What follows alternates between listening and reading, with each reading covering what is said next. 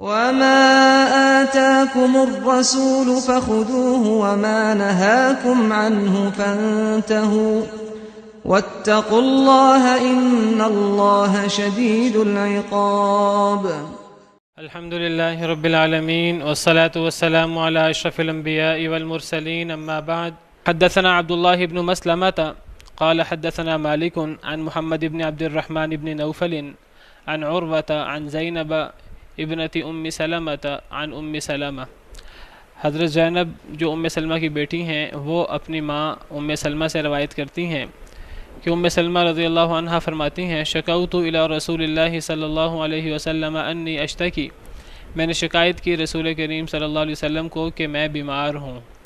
انی اشتکی کہ مجھے شکایت ہے یعنی میں بیمار ہوں.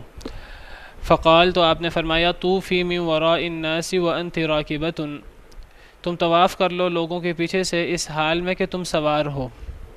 تم سواری پر لوگوں کے پیچھے پیچھے سے طواف کر لو. فطفت، حضرت ام سلمہ فرماتی ہیں پس میں نے طواف کیا ورسول اللہ صلی اللہ علیہ وسلم یصلی الی جنب البیت، اور رسول کریم صلی اللہ علیہ وسلم بیت اللہ کے پہلو میں نماز پڑھا رہے تھے. وہو یقرأ بالطور وکتاب مسطور، اور آپ سورہ طور والطور وکتاب مسطور اس سورت کی تلاوت فرما رہے تھے. پیچھے پتہ لگا ہمیں، پیچھے ہم نے پڑھی ہے یہ حدیث مبارکہ، تو اس سے پتہ لگا کہ یہ فجر کی نماز تھی اور نبی کریم صلی اللہ علیہ وسلم نے فجر کی نماز میں سورہ طور پڑھائی تھی اور آپ طواف وداع کر چکے تھے. حضرت ام سلمہ نے ابھی طواف وداع نہیں کیا تھا بیماری کی وجہ سے، تو انہوں نے نبی صلی اللہ علیہ وسلم سے پوچھا کہ میں کیا کروں، تو آپ نے انہیں حکم دیا کہ آپ جو ہیں وہ سواری پر طواف کر لیں، کیونکہ حدیث میں صراحت ہے کہ وہ بیمار تھیں. تو اس سے پتہ لگتا ہے کہ مریض شخص یا کوئی اور عذر، جس طرح نبی صلی اللہ علیہ وسلم نے پچھلی حدیث میں ہم نے پڑھا کہ آپ نے بھی اونٹ پر طواف فرمایا، تو آپ کو بھی عذر تھا، تو کوئی شخص کسی عذر کی وجہ سے ہی